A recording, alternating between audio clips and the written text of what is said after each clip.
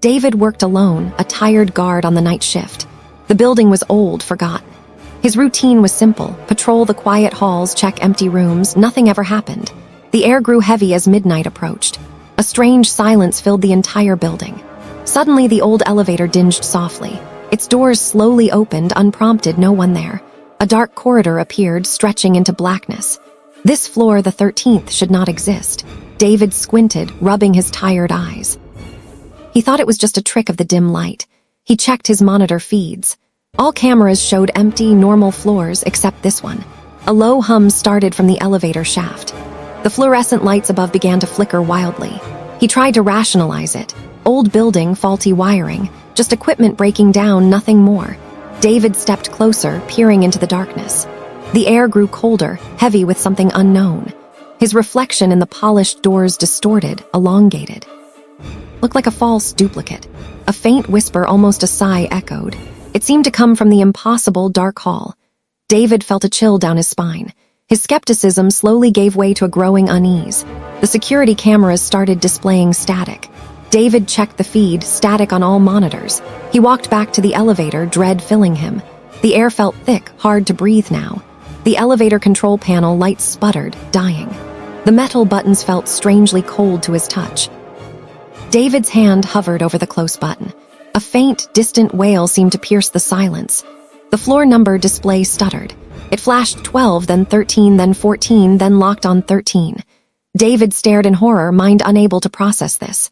He frantically pushed the door close button. The elevator doors remained open.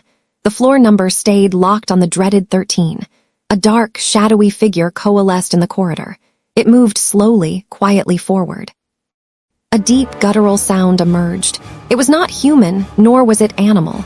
David pounded buttons, screaming for the doors to shut. But the elevator remained frozen. His eyes widened in absolute terror, pure fear. The darkness reached for him, no escape. Please subscribe, like, and share while we get back to the story. Thanks. The elevator doors vanished. David stood alone in a strange, corroded room. Fear clutched his heart. He tried to force a rusted door open, but it would not budge. Panic started to rise inside him. A single flickering bulb cast long shadows. Strange whispers echoed from the dark corners of the room. David took out his flashlight.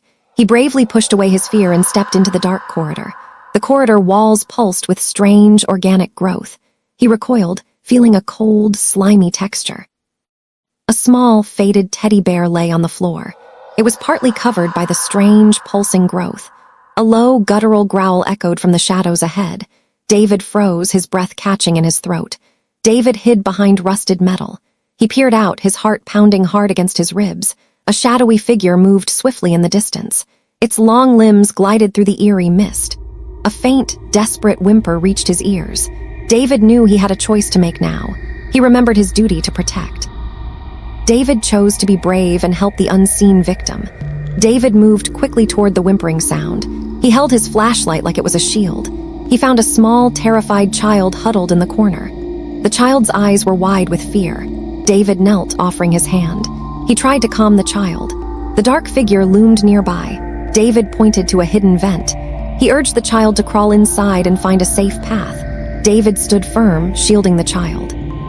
Braced himself against the advancing, shadowy menace. The shadowy figure lunged. David shone his bright light into its eyes, stunning it for a moment. Go now!" David yelled to the child. He pushed the child gently into the vent. The child vanished into the vent. David turned to face the enraged creature standing alone. David grabbed a metal pipe.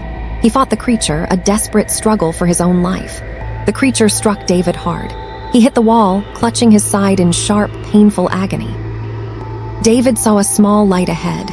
Injured, he crawled toward it, driven by his strong will to live. He pulled himself into a narrow tunnel. David left the horror behind, but it changed him forever. David sat, tired and hurt, in the tunnel. He was alive, but the darkness still haunted him deeply.